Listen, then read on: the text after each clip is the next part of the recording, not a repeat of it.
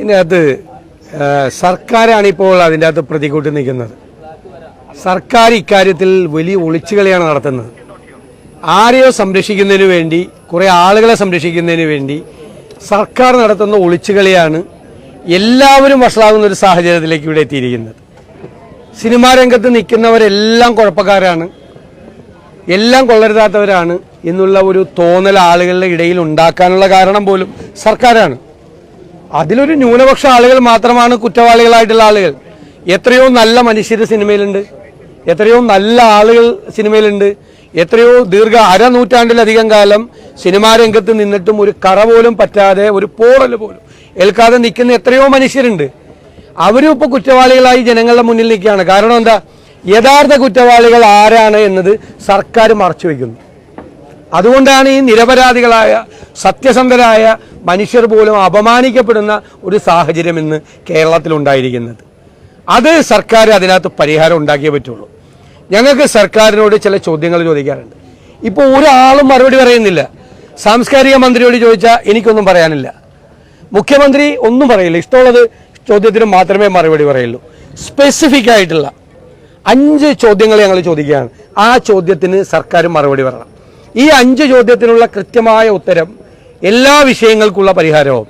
ഒന്ന്, എന്തുകൊണ്ടാണ് ഒരുപാട് ക്രിമിനൽ കുറ്റങ്ങളുടെ പരമ്പരകൾ നടന്നു എന്ന് വ്യക്തമാക്കിയ ഹേമ കമ്മിറ്റി റിപ്പോർട്ടിന്റെ പുറത്ത് എന്തുകൊണ്ട് സർക്കാർ അന്വേഷണം നടത്തുന്നില്ല? അത് അന്വേഷണം നടത്തില്ല എന്നുള്ള വാശിയിലേക്കാണ്. എന്തുകൊണ്ട് നടത്തുന്നില്ല?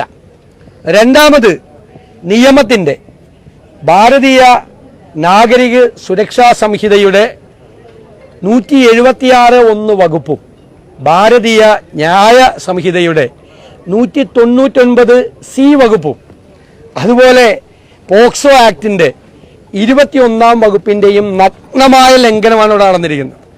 കാരണം ഒരു കുറ്റകൃത്യം നടന്നു എന്ന് പറഞ്ഞാൽ, പ്രത്യേകിച്ച് ലൈംഗിക അതിക്രമങ്ങൾ സ്ത്രീകൾക്കെതിരായി നടന്നു എന്ന് പറഞ്ഞാൽ അതനുസരിച്ചുള്ള നിയമപരമായ നടപടികൾ വ്യക്തമാക്കുന്നതാണ് ഈ നിയമങ്ങൾ. അതിൻ്റെ നഗ്നമായ ലംഘനം എന്തുകൊണ്ട് നടത്തുന്നു? അതിൻ്റെ നഗ്നമായ ലംഘനം നടത്തുന്നത്, ഞാൻ പറഞ്ഞ ഈ 3 വകുപ്പുകളുടെ നഗ്നമായ ലംഘനം നടത്തുന്നത് അത് തന്നെ ഒരു കുറ്റകൃത്യമാണ്.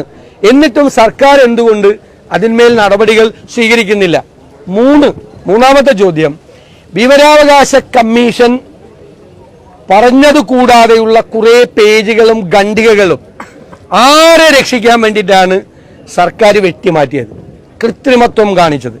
ഈ റിപ്പോർട്ട് പുറത്തുവിട്ടപ്പോൾ അതിൽ കാണിച്ച കൃത്രിമം, വിവരാവകാശ കമ്മീഷൻ പറഞ്ഞതിനേക്കാൾ അപ്പുറത്തേക്കുള്ള പേജുകളും ഖണ്ഡികകളും ആരെ രക്ഷിക്കാൻ വെട്ടിമാറ്റി എന്നത് സർക്കാർ വ്യക്തമാക്കിയേ മതിയാവും. ഇതുമായിട്ട് ബന്ധപ്പെട്ട് വളരെ പ്രധാനപ്പെട്ട ഒരു കുറ്റകൃത്യമാണ് ആ റിപ്പോർട്ടിലൂടെ മറച്ചുവെക്കപ്പെട്ടിരിക്കുന്നത്.